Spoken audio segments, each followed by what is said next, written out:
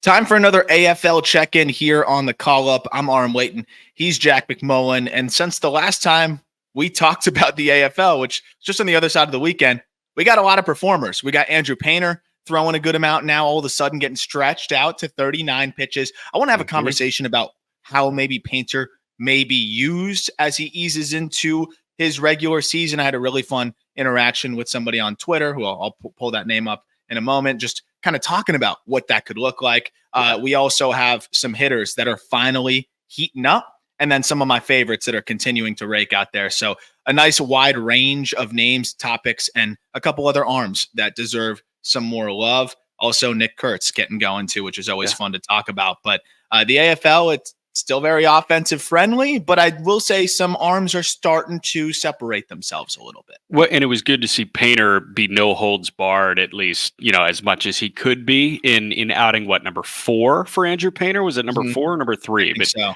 He's riding a 10-inning scoreless streak. Do I have that right? And tell you what, his 3 scoreless on Tuesday night were the thing on social media on Tuesday night, which was great. So that was that was really fun to watch. And just seeing the way that guy operates, man. I remember we were talking about Job's, scoreless streak at the end of 23, and then even the beginning of 24, how he was, bouncing back from rough start number 1, and then put together a couple great starts before hurting his hamstring. This is what the best pitching prospects in baseball do. They look unhittable for stretches at a time, and it would be better if they were going 5 innings or 6 innings. But as much Painter as you can get, if he can be unhittable for that time, you enjoy it, because he is, no doubt, I think, the clear-cut number 2 pitching prospect in baseball based on what we've seen in the AFL so far. And you're just seeing that polish. I agree. I mean, and just seeing him settle in more and more and more. It almost seemed like there was more of a focus to just stretch himself out a little bit further in this one, even though I think the plan was probably always 3 innings. He came in, first batter, it was 94, 95. And then by the second, third, fourth, fifth batter, he starts ramping it back up to the 96, 97. So he might already almost just be getting himself into a place where it's like, okay, I'm not stretching out for 5 or 6 yet, but let me get used to just easing my way into these starts instead of, I think the first couple we saw him, and when we saw him throw in Scottsdale, the first AFL appearance he made, there was adrenaline, right? And how couldn't there be? He hadn't thrown in 600 days. So I think the first couple outings, it was, I'm just so excited to be on the mound. I just want to show myself that I can let it rip it at 98, 99. The first outing was the highest velocity that we saw from him. And I don't think that has anything to do with feeling fresh or whatever it may be. It was just pure adrenaline. And then now he's been more focused on pitching. And if you watch the outings, each one that we've seen so far, which, as you mentioned, it's actually 5. So 5 now, where it was 2 innings, 2 innings, 3 innings, 3 innings, 3 innings. You see him go from thrower to pitcher, and he's always, been a pitcher, but, shaking off the rust. In the beginning, it felt like, okay, he's just out there throwing, just trying to get back to feeling like himself again. And then the last couple outings, he's pitching again, right? Where you get that hard slider at the bottom of the zone. And then right off of that, you get the 80 mile per hour curveball that dips about 4 balls lower than that. He's starting to tunnel. He's starting to sequence. He's starting to get back to Andrew Painter. And that's really fun to watch. The funniest part about this whole thing, though, is the stretch where I was like, okay, yeah, he's throwing. He's just kind of shaking off the rust. He still was pretty good. But now you're seeing him, in the last couple outings specifically, I think you're really seeing him settle into that pitcher that became one of baseball's best pitching prospects. And this was his first hitless outing out there so far, the 3 innings that he put out on the 5th. But I think the most important thing, we talk about command off of TJ, and we're talking about a 6'7" righty here.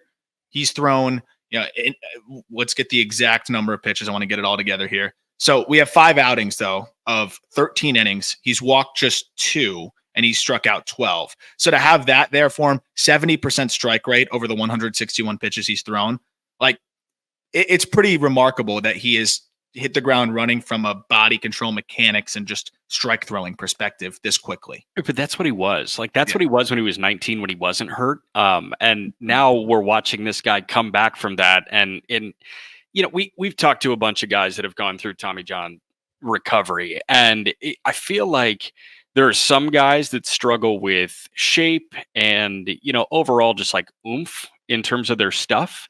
But the overwhelming majority of guys that we talk to, it's a feel thing. It's a feel thing and a command thing.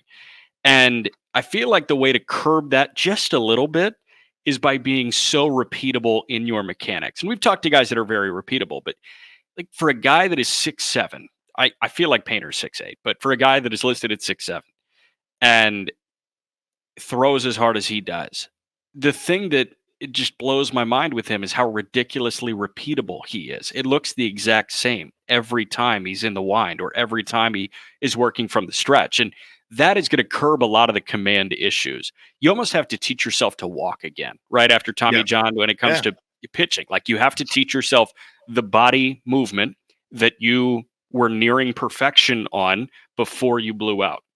Now it looks like he's the same guy, which is really important for his pitching maturation.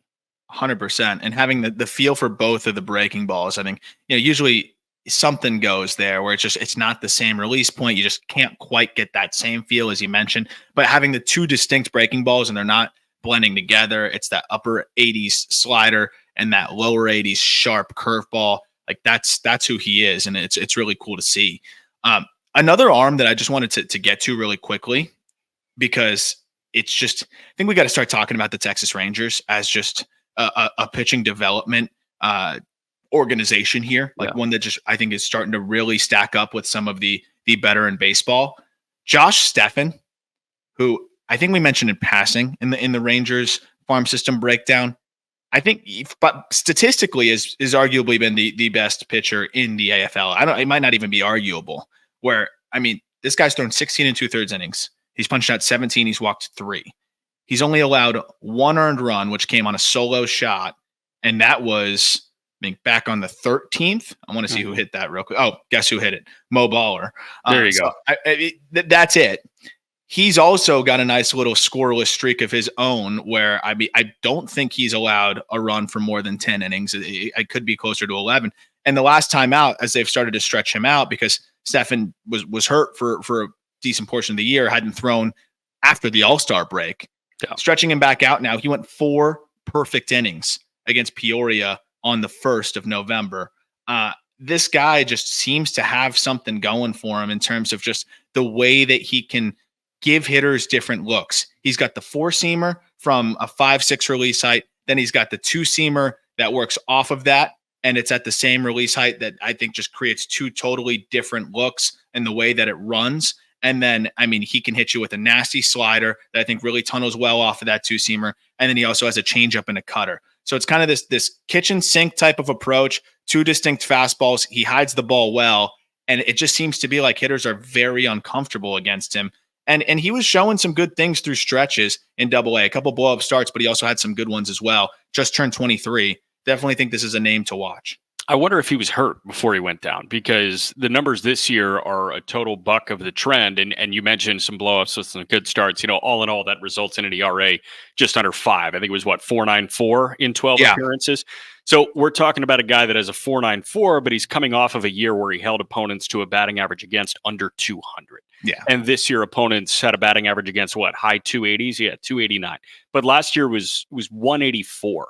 And the whip under 0.9. He had a 0.84 whip between high A and Double-A in 23. Now, overwhelming majority came in high A. He got 1 taste of Frisco. But in 22, he was good. 103 innings at a 3.14 ERA. Again, opponent batting average under 220 and the whip just over 1. So, this is a guy that was good, then really good, and then hit or miss. So you have to assume like you said. Right. So you have to assume that maybe there was something off, and now he might feel good again. Yeah, I agree. And I mean, you look at the last start too, is the one that really blew up for him before they shut him down. 4 2/3 innings on July 9th, 10 hits, 6 earned. And then it was, okay, we didn't see him until the Arizona Fall League started up 3 months later. So I definitely think that was a part of it. And he had actually been settling in up to that point, which is the crazy part. If you look at the 3 starts prior, he was actually 4 starts prior. He was cruising. So something must have happened. Something came up in that July 9th start, and then we hadn't seen him again. But the 4 starts leading up to that, he had thrown 21 innings and pitched to a 2.14 ERA in the Texas League. and had only walked 4 batters against 21 strikeouts. Like, I don't know if this is an arsenal that's going to be able to like slot into the middle of a rotation or anything like that. But you're seeing the velo creep back up again, which is really nice. And I'm interested to see if it's going to hold as he stretches out further. But he sat 93 miles per hour in the 4 innings of work, and that's the most up downs we've seen since he was hurt. And I mean, even when he was effective in the lower levels, he was more 90-91. He relies on this kind of high 3/4 release point and then having everything kind of work in different directions off of that. But I really think this is a guy that could be a swing man back into the rotation type of arm, especially if he can hold that velo more in the 92-93 range. So I've been really impressed with him. And like, we talk about how hitter friendly of a league it is. You got to emphasize how impressive it is when the pitchers are performing. We kind of water down the offensive performances, but those numbers are always going to pop and be a little bit more exciting. You're going to see 1,400 OPS, whatever it may be. A 0.54 ERA should really get you going too, because it's so hard to do that out there with the arms with the bats that we're seeing. So, I mean, Josh Stephan just continues to put out some impressive starts, and I'm interested to see how much they stretch him out by the end of the AFL. No doubt. There were 2 more pitchers that we had highlighted. First one is Michael Prosecky of the Colorado Rockies. And Prosecky, I know, is an interesting conversation because this was a college guy. But Prosecky, over his last 2 appearances, 4 2/3, he's K'd 10 in 4 2/3 innings. Yeah, he's walked 3 and allowed 2 earned runs. But I was not expecting him to be the strikeout artist that he has been over the last bit. The in zone whiff numbers are crazy. And I don't know what it is. Like, he must just create a very difficult angle. There is a little bit of deception with him. Like, I remember we got our live look in Salt River at him, and it's like it's mechanically sound, but it's just weird enough. Like, we talk about some pitchers being a beat off, and he's just a beat off when it comes to your cookie cutter timing of a pitcher. And there are guys 100%. With really good mechanics that are a beat off. Like, that's something I feel like gets lost. When I say a beat off or the tempo is different, you could think, oh, it's unorthodox, it's unrepeatable. DeGrom is a beat off. Zach Wheeler is a beat off as well. And those are guys with near perfect mechanics. Well, I love that you mentioned that, because a pitcher's job is to disrupt a hitter's timing. A hitter's job is to repeat his timing. Right. So you can get away with being disruptive if you can repeat that disruption. Whereas a hitter, you need to be in the same spot as early as possible every single time, because that pitcher is actively trying to disrupt you. And I'm looking at the mechanics from behind, and I mean, you're 100% right. Where his arm should be and where his arm is and should be, meaning like just what the stock. Average pitcher. That's the thing. Yeah, it's like stock. So pitching is repeatability. Pitching is doing the same exact thing 100 times, and the arsenal being the difference. Like, the arsenal is how you disrupt timing. But like, you think about, I mean, we were just talking about fastball shapes, and I'll let you get back to, diving into the Prosecky, video in a moment, but we were talking about fastball shapes, and like, there is a cookie cutter fastball shape. Like, that is what gives us the dead zone fastball. So anything that is on the plus side of that or the minus side of that is going to be considered a good fastball. When we talk timing, it kind of looks like Jose Quintana, to be honest with you. Like, that's just a very stock delivery. Anything that looks different than that is going to like benefit the pitcher, especially if they can be repeatable in that. 100%. And I'm looking at it now from the other angle too. And it looks like a very generic delivery. And then right when he breaks his hands and the arm starts to come back, it's almost like there's a slight pump fake where before he's going to release, every single time it seems like he's going to release it a little bit earlier, but it just holds slightly. That arm lags slightly. There's also a slight crossbody situation there where, I mean, that's a whole dive I want to do. I think crossbody delivery is one of the the biggest hacks we're seeing right now, because it's so hard to do. But if you can do it, and I know it's Mania and that's the whole thing, but it's beyond that. Well, listen to the Just Baseball show on Friday. That's all I'll tell you. Oh, yes.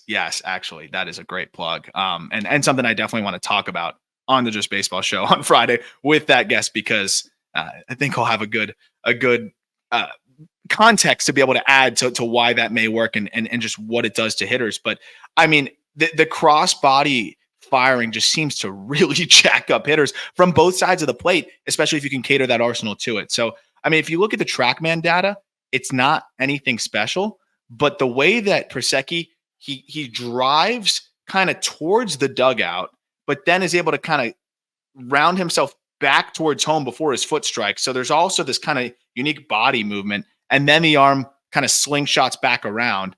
It's just funky. And what do the Rockies love? They love funky, man. And that's exactly what he's doing here. So it's a different type of funky, but it works. So that's another arm that I'm definitely interested in just continuing to monitor. And I mean, make fun of the Rockies a lot. I don't know if they have any special rhyme or reason, but I think they just say, you throw weird from the left side, let's give you a go. I don't think he's as effectively weird as like the crossfire guy and a Sean Sullivan and stuff like that. Or a Palmquist who's coming from like Tyler Rogers levels at this point, it seems. But 6 punchies and 2 1/3, like when you're in the low 90s from the left side, like this is a guy that could have a big league role one way or another. For sure. Alex Santos of the Houston Astros is the last pitcher that we want to talk about. Last 2 appearances for Santos. They've been fine. 6 innings, 4 runs, but 4 hits. He has K'd 6. Santos is a guy that has experienced success throughout the entirety of the fall league, which is why we wanted to bring him up. And I got a text from you like, 11:30 p.m. on Tuesday night? I was a little preoccupied. I'm sorry. I liked the message.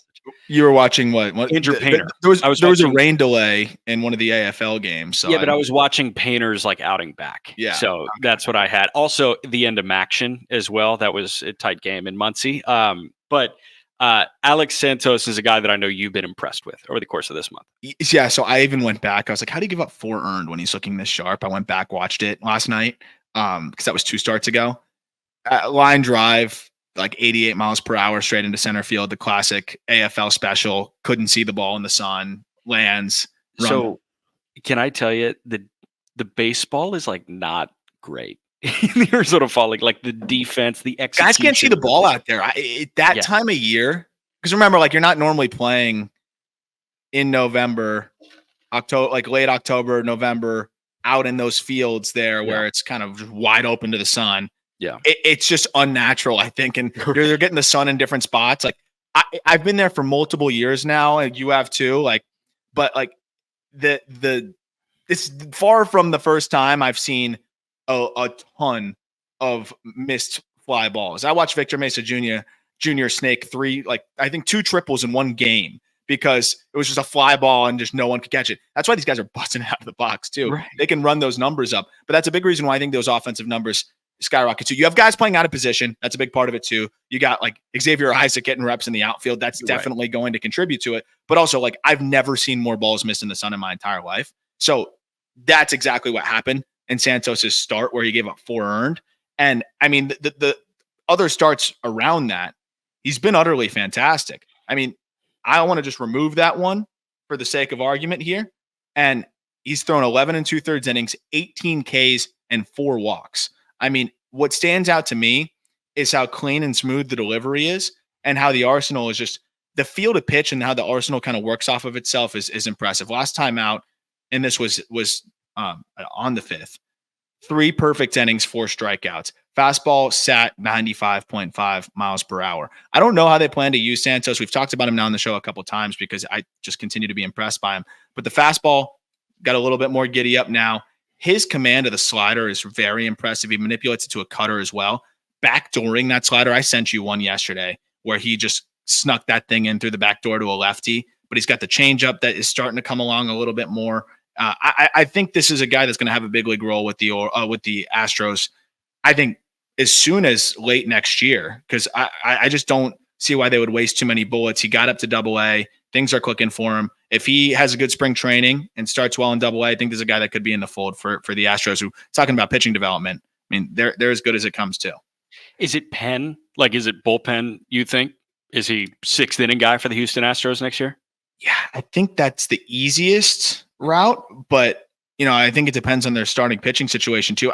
I think he's a great long man for them, and then if he continues to perform at the big league level, he can earn his way into a more prominent role. But I kind of see that long man role, I think, for them, and they kind of value that, and I think that they like having guys that can kind of swing around and do that.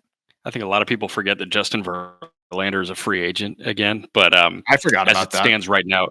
Right. It's like it's all of a sudden like, what's Justin Verlander going to get? I feel like he's in the Kershaw situation where I think a lot of people are forgetting that Kershaw is a free agent as well right now, if I'm not mistaken. Or was he a 2-year deal going into I think he's a free agent. he's going to come back, but I'm pretty sure he declined his player option to save them money, if I'm not mistaken. Yeah, so it's like I feel like Verlander at that point is almost Kershaw adjacent. It's like, yeah, I'll sign 1 year for $9 million with the Astros. I'm cool with that. The only place he should go other than Houston is Detroit. Yeah. That's it. And then your home run problem might Maybe get the Mets rectified try a little that bit. shit again.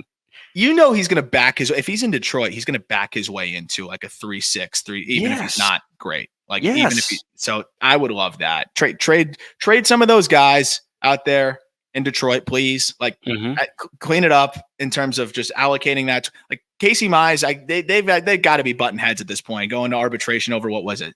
Was it $10,000 or was it $100,000? Whatever it was $100,000 last year. And Detroit declined the $3.1 million club option on Casey Mize as well, which I kind of get. But like, I get it. I move him, bring Verlander in, start to try to get some bats, for the pitching that you're moving out. Yeah. I would love that. As it stands right now, the Astros starting rotation going into next year is Framber Valdez, Hunter Brown, Ronel Blanco, Arrighetti, and then a healthy Luis Garcia. I'm very curious to see how he bounces back. Yeah. And then I don't know what's going on with Lance McCullers. Like if he's not healthy by opening day 2025, I'm not sure what's going on. Yeah, unfortunately, I think it's just one of those things that it's going to be just a trial and error. I just hope that his arm holds up. But I think that's even more reason why, I think Santos just being in the fold, having a guy that can emergency plug in there, it looks like he could be competitive for them. Forrest Whitley, how about him? You have any idea what's going on with him? I have no idea. Nobody does. I know what JP France capsule tear, which is brutal. And then Javier, he was cut in June. So I would assume he's out for the entirety of the 2025 season as well, which just sucks. Yeah. But I'm just looking at like what they have. I'm excited to see a healthy Garcia. I think he's going to be throwing hard, and he was an uptick guy, so it makes sense. But it'll be nice to see him kind of back doing his thing. I will tell you the two guys like here, like AJ Blubaugh, Colton Gordon. Like I would love to see Alex Santos factor in here, especially with Bloss out of the equation, who would probably be nice to have, knocking on the door right there. But Toronto masterclass hitters. Yeah. Before we get to hitters, quick break. While we were off, I do want to give some love to Miguel Oyola. Miguel Oyola could get some action too. Sure. I think for the Astros, I think we could see that through pretty well in Double-A. Got to throw more strikes for sure.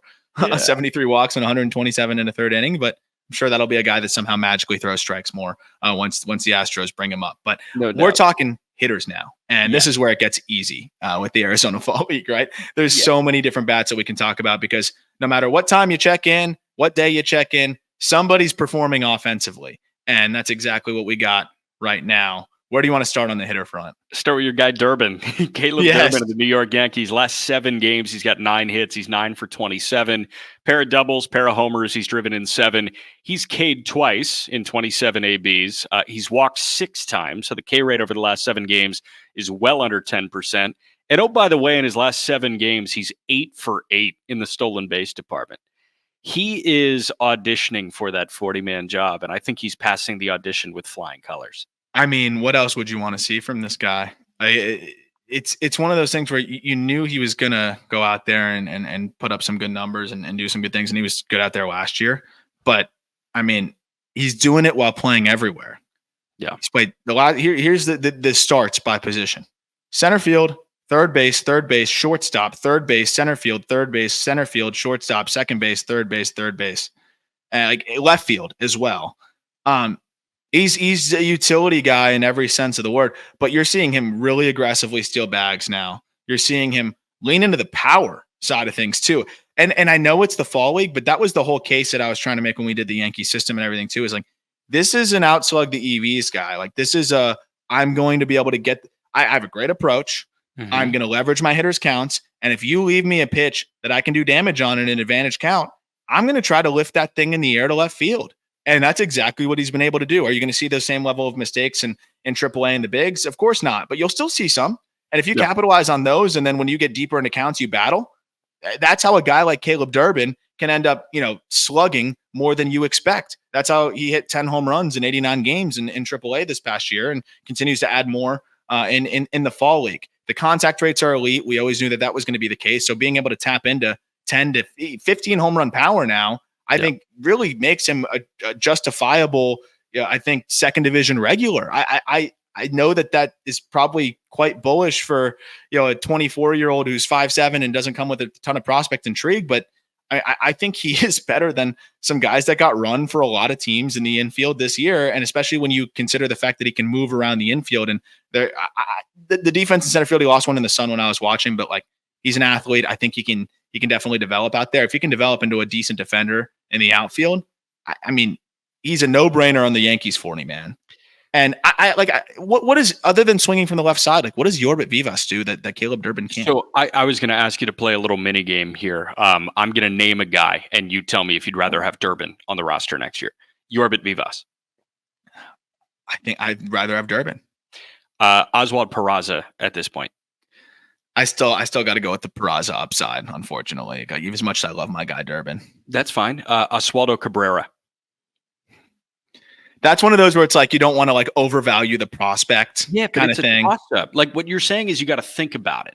Yeah, I would go Oswaldo on the big league experience and a little bit more defensive value, but like, I mean, I think there's a very real scenario where he's better than Cabrera. At this point, like, what you're getting with Cabrera offensively, which is not much. Yep. Whereas Durbin, like, that guy can be an above average big league hitter. He screams John Birdie. Does he not? That was my thing. The last guy that I was going to bring up was Birdie, but like, factor in he's making $3 million less than John Birdie. So it's like you take the financials into account with Birdie and you just look on the field, he's comparable at this point to an Oswaldo Cabrera and a Yorbit Vivas. Like, he is a 26th, 27th man on the New York Yankees. And that is a player that you should absolutely be protecting. If not, he's gone. He's got to be 1-1. If I were in a front office, I would be throwing a fit until my team agreed to pick up Durbin in the Rule 5. Passan's going to leak it again like he did for Thad Ward. It's like, oh, yep, number 1 overall pick in the Rule 5 draft. Leaked. I would hope so. But that's a guy that I do think is ready too. And the approach backs it and everything as well. So, yeah, I love seeing Durbin do his thing and hopefully he gets added, or if he doesn't, honestly, part of me almost hopes he doesn't, because I would love to see him get picked up by a team that's going to just throw him right in there and give him opportunity, because he won't get stashed like Naz Nunez did or anything like that. Exactly. Next guy that we got to talk about is a Ranger. Alejandro Osuna has had a very hot stretch. 12 for 32 over his last 7 games. A 10-22 OPS. Osuna 3 doubles, a homer. He's driven in 6, walked 5 times. He's K'd 7 times in 32 ABs. Alejandro Osuna was a guy that I know that you liked when we did the Rangers breakdown. I know you were excited to see when he got out to the AFL. He didn't really hit the ground running to the level that some of the other marquee prospects did, but now that we kind of hit the middle of that suspension bridge in the AFL month season, like, this guy has been one of the best performers in the league. I mean, it's been pretty wild to see, because this is a guy that, you see guys that have success in AA. You assume that they're going to succeed in the fall league, but Osuna had a lot of, we talked about like kind of yellow flags with the batted ball data, a lot of whiff in the zone, but just continued to produce. And so it's like, oh, honestly, that could be a guy that surprisingly struggles in the AFL. And it hasn't been the case. It's always been much more selective too, which is really interesting. His contact rates are up. Yes, it's going to be worse pitching, but I still think that's very encouraging. I think the selectivity has been really interesting to see as well. And he's starting to spray the ball all over a lot more, which he wasn't really, I think, doing at points. But when he's at his best, that's something that, he's an all fields guy that I think really you can underestimate the power, because he's 6 foot, 185, 190 pounds. And that was the other thing that we were talking about, right? Where like, he's going to have to slug to be that everyday player, because he's probably not going to hit for the average that we saw last year.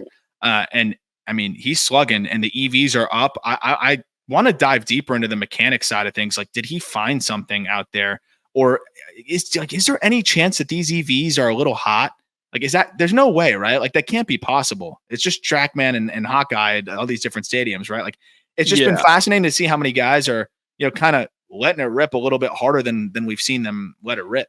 If there was a ragtag Rapsodo setup and we saw it like second row behind home, I would say that they could be hot, but they're using the cameras, like the high speed cameras that they use during big league spring training as well. So I don't think these are hot. I think it's superior hitters seeing inferior pitchers Yeah. in a hitter friendly environment. Exactly. And that is probably the answer. I mean, it's definitely the answer. But it was the first time where I saw, like, we put out the video of like these EVs and Kemp Alderman or whatever. Like, you have people like, oh, like could it be hot out there?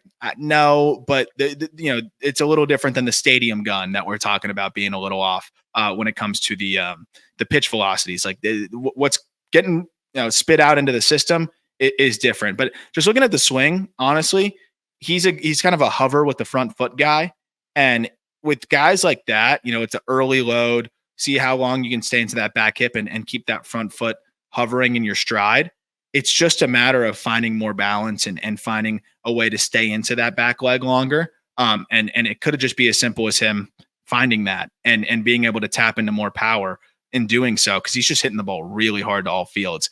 I think this is a guy that's ranked in the bottom of top 30s kind of everywhere. And he's one of those players that just keeps performing and may, debut before prospect lists fully correct.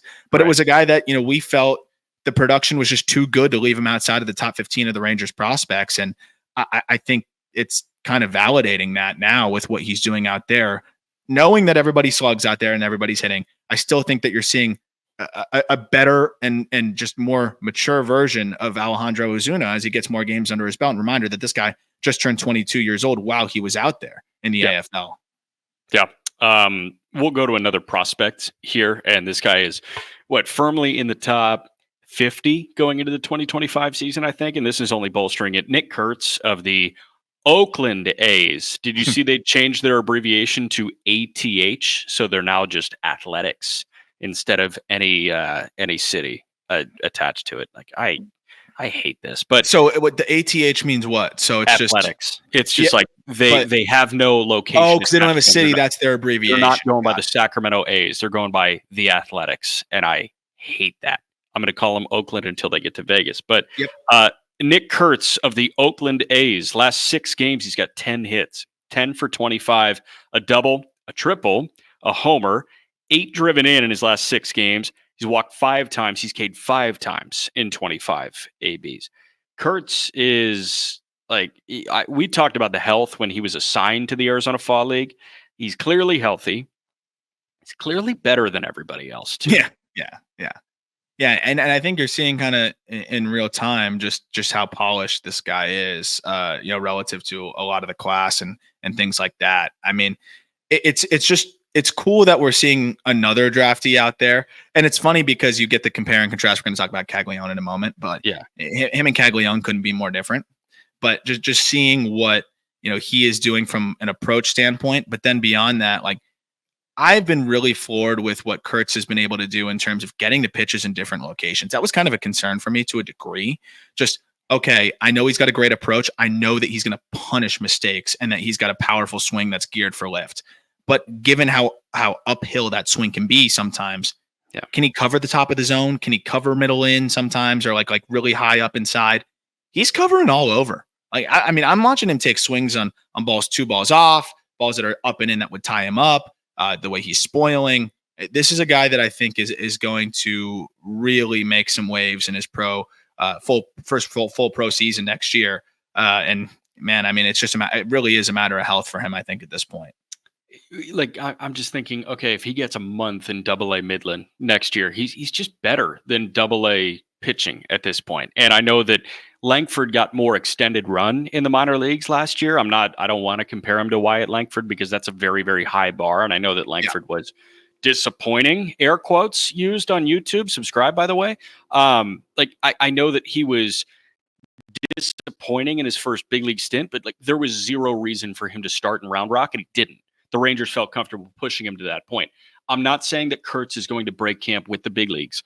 I'm just saying if he goes to Midland for a month and he's playing in the Texas League, we could see an OPS that you don't see. Like we could see an 1150 OPS from Kurtz over the course of a month, and then he goes to Vegas. Wouldn't surprise me at all between the walk and the slug, and a guy that hits the ball in the air the way that he does. You're getting a taste of what that will look like in an environment where the ball carries. It's not just the home runs, and we've only seen one home run so far, but the way he's finding the gaps and everything is impressive as well. So, I mean, this is one of the guys I'm most excited to see more of in the regular season. I'm a little sad that we just missed him, but we weren't even expecting him to be out there. So I'm with you. I think this is one of the guys that can really, I think, light up the stat line when we see him play next year.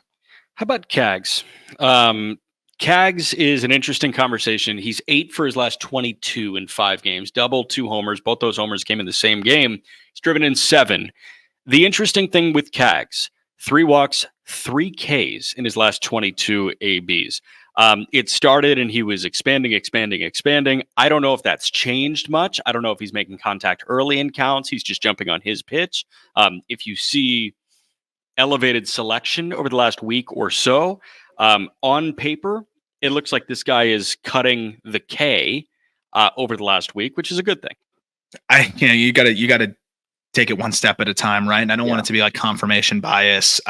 These 3 games or 4 games, he's done this or that. This is a guy that is so aggressive, though, that I think you can take those small victories and look at it and say, hey, he's been more selective the last few games. It is generally, I want to see a large sample size, of course, right? We all do. Yeah. But this is a dude that is swinging at such an unprecedented clip that 3, 4, 5 games of him not doing that, I think is worth, I think, talking about. And the last 3 games, just to be precise, 15 plate appearances. He had the 2 home run ball game where he torched 2 baseballs. One was 112 miles per hour. What's crazy is he's a 2 home run game, and neither of the home runs were the hardest hit ball of his. He had 117 mile per hour single that he shot into right field as well. The other thing is he had a double the other, or I think it was a single the other day, where he was out on his front foot, and it was a 1-arm swing. It was 112. This is why I will be way more patient with this guy than I probably will with almost any other hitter ever, is that he's got it's not just the top end power when he's getting his A+ swing off. I don't think I've ever seen a guy produce such ridiculous impact on his B swings, because you'll get like an Aaron Judge and a Giancarlo Stanton. Those guys can have one swing, right? Like it's the one swing, and it's just whether they barrel it or not. Usually when guys are this big and powerful, you don't see the ass out swings as much. Cags has that, which it doesn't make him better or worse, because it's all about, when you're a big power hitter, just how often can you launch it over the wall and how often can you get your best swing off.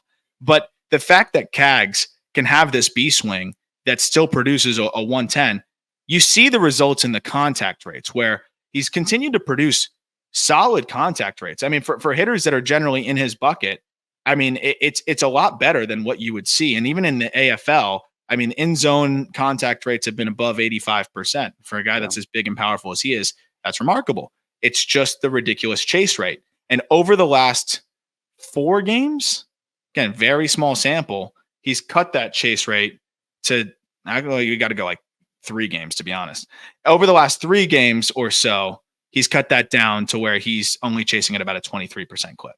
So it's a small number. Like, I'm trying to get the exact numbers here so it can, we're talking about 38 pitches outside of the zone in the last 4 games, and he's chasing 21% of those. It's too small to draw anything major out of, but I don't know if we've had a stretch of 4 games from Jac Caglianone. I know for sure as a pro, we don't have a stretch of 4 games where he is swinging less than 50% of the time. He's swinging at a 42% clip over his last 4 games. That is uncharacteristically low. If you extrapolate that to the last 10 games, he's swinging at a 48% clip. That is still lower than what we're accustomed to seeing. 32% chase rate over that span. The craziest part is, in that span, 94% in zone contact rate. Very small sample. This is, again, it's small sample theater. Yeah. But these are shifts slightly that if it starts to continue, you can get excited. I think there had to be a moment of reckoning for Caglianone, right? Like, he didn't perform the way he wanted to in high A. He had flashes, but he didn't perform the way he wanted to in high A. And then you and I saw him give away strikes early in at-bats, then get up late, and just get in his own way.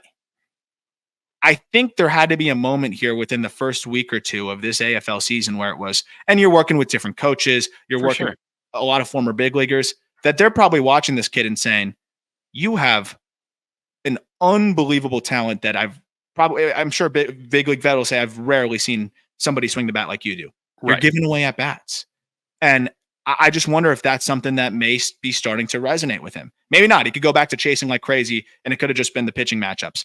But I don't know. I'm curious what you think about that. Like, how many games do you start to think, oh, maybe something is shifting here a little bit? It's way too early, but it's enough to start keying in a little bit more, I think. So, high school English teacher answer, it's dependent on a case-by-case basis. Like, it comes down to the individual. So I can't give you like, 8 games, I feel good about this. With a guy like him, I'm almost like looking at this in 2 parts, where it's like, okay, when did he have his moment of reckoning? And when can you validate the change after that moment of reckoning? And I think it's an individualized answer based on the player for both of those questions. So I think day of reckoning for him might not have come in affiliated ball during the regular season. It might have come where it's like, okay, I saw some deficiencies in high A, and then I saw some deficiencies where I should be better than everybody else. Frankly, it could have been external. It could have been like 4 games into Nick Kurtz's AFL schedule, and it's like, why is he so much better than me right now? And it's that's competition drives people, man. Like, you could be looking at another guy in your draft class, and it's like, he's killing.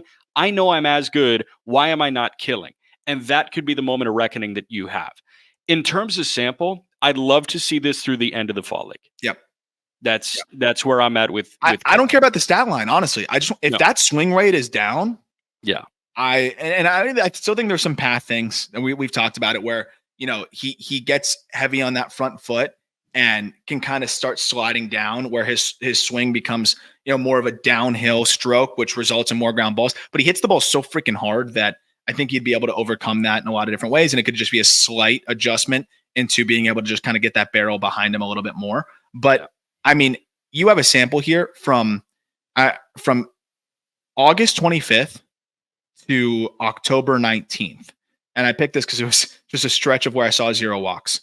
And so that spills into the Arizona Fall League, obviously. He had, and it's exactly 100 at-bats on the dot. How many times do you think he walked? I mean, 5 or fewer? 1. Okay. Since then, he has walked, I know it's the Fall League, might just be less pitches around the zone, but since then, he's walked 5 times in 8 games. And I don't think it's a coincidence that in that stretch, he has a 946 OPS. He's only struck out 5 times, and he has 10 hits. I don't think it's a coincidence. So hopefully that's starting to resonate, but this is definitely the most competitive at-bats we've seen from Jac Caglianone, instead of, I just hope he ambushes one here.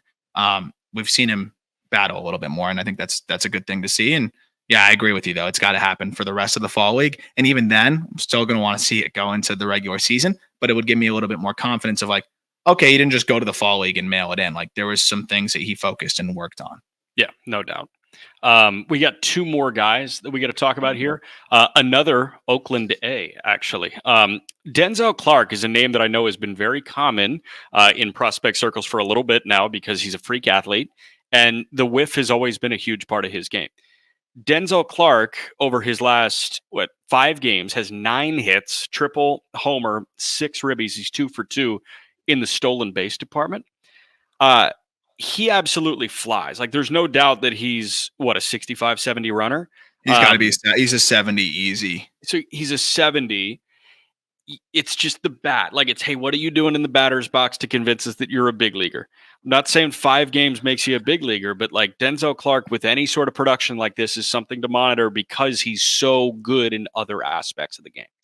Oh my gosh, yeah. And I think just being able to see the flashes of what could be is just enough to remind you, right? Like of just the talent that this dude has. He had a homer and a triple in one game and a 4-hit performance.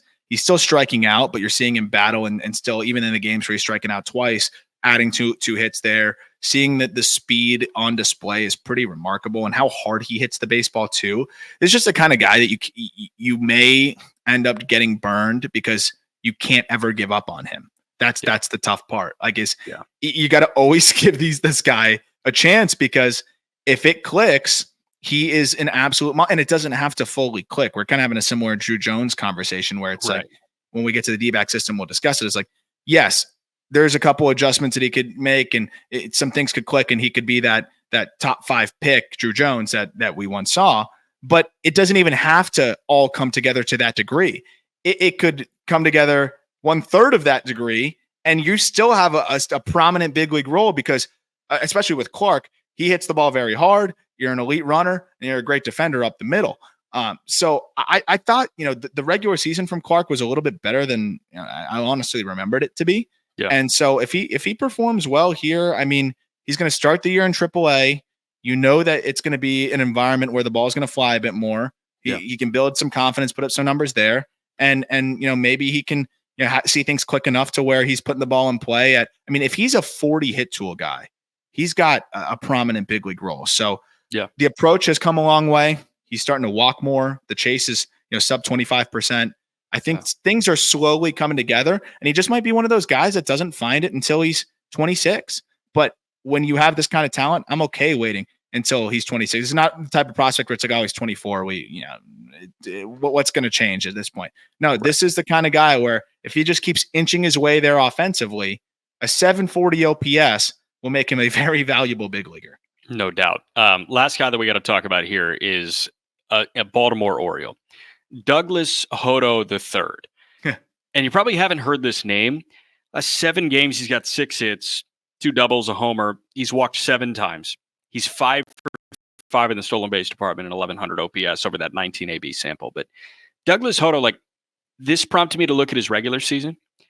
And the regular season was good, man. This guy elevated exactly what he needed to do, which was honestly as simple and archaic as it sounds. Let's get the clip up. If you're not going to hit for much power, you can't hit 211. And that's what he did in 2023. 49 games, albeit shortened. 211, he had a 653 OPS. He walked a lot. He flashed the speed, but he hit no homers, and he hit 211. This year, he hit 9 homers, 112 games. He stole 51 bags. He walked a lot, a 382 on base, a 244 clip. If this guy's hitting 240 to 250, there's value here. If he's hitting 211, there's minimal value there. But the fact of the matter is, this guy's tooled out and point blank. You would love to see the power show out a little bit more, but he's one of the more prolific base stealers in minor league baseball. He walks a ton. He gives himself the opportunity. And if he can hit at a decently high clip, the Orioles might have a future big leaguer here. Yeah, 100%. And I would love to see the defense continue to come along. They've rotated him, into center field a little bit more. And with how fast he is, I think that's got to be an essential part of his game too. Yeah. But you mentioned the base stealing side of things, and the fact that he's just continued to be more selective and draw his walks and start to flash that power. He's hit a lot of doubles out here. He's using the gaps, and that's where he can really feast too, right? Just be an extra base hit machine. Yeah. This is just a fun athlete. That the Orioles like those types of guys. And I think that the center field defense is the big part of it. And I'm interested to see how that continues, or if they just decide, hey, we'll stick you in left, but become an elite defender in left, kind of like Quan style. Obviously very different type of player, but just showing that hey, you could develop in center, or you could be a really good left fielder. I hope that he can at least become a good left fielder. But, I think that's going to be he needs the defensive value there. No doubt about it. For the speed demon aspect, Carroll honestly feels right there. Because Corbin Carroll, you see, he's really fast. He's a great hitter. He should be playing center field. No, you have his reads and routes are not as good as they should be at all. Yeah, but it's he uses that freak athleticism. Carroll's not going to win a Gold Glove. I could see Hodo actually closer to Carroll defensively because he's so fast. Carroll's way faster than Quan, but he's not a good defender his reads are way worse, but his speed is enough to make him a good defender. That's exactly where I think, how can you leverage your speed and not, get your reads and routes good enough to where your closing speed can compensate. And I think that's where he's trying to get. And that's why I think left field might ultimately just be the best place for that. But if Hodo can be a really good left fielder, especially if they see him as a 4th outfielder and in Baltimore in that left field, it could be quite valuable. There you go. That's your Wednesday call up where we comp Douglas Hodo III to Corbin Carroll. Yeah, it's really good analysis, right? Be sure to subscribe to our bonus episodes too for more of that. More of that, yeah. That link is in the episode description. Actually, about to put out a fun one in the next day or two on just a good mailbag on the top 100 update. We're going to do a regular mailbag on that front too, probably in the next week or so. We got DVAC's top prospects coming very soon. But obviously, when you subscribe to the monthly bonus episode, that's always going to be a guarantee that you get your questions answered, and also can email back and forth, and if you get it in a little late, I'll just answer that question via email. But that link is in the episode description. So excited for that mailbag, and then keep an eye out next week for a potential prospect mailbag. If we want to mix that one in, Jack, we'll figure it out. But we got some player interviews coming up too. I think some that you guys will really like. So depending on how those things time up, I definitely want to answer some questions though on that top 100 update for the end of 2024. And we're already working our way for 2025 and finishing out these team top prospect lists. And then we're going to update all the other top 30s as well. A lot of great free agent coverage over at justbaseball.com. Be sure to tune in for that. And in the coming days, we're going to be doing a free agent prediction competition inspired by MLB trade rumors. I've been playing that since I was in middle school. And so we wanted to do something similar to that to engage with the audience and give some awesome stuff away. We'll have more on the prizes and stuff like that too, but be sure to keep up with social, whether it's us Just Baseball on X or Just Baseball on Instagram or justbaseball.com. So you can stay up to date with the fun contests and giveaways and things that we'll be doing throughout the off season. Yep. No doubt, man. All right. As always, thank you for listening. Looking forward to talking prospects with you guys later this week.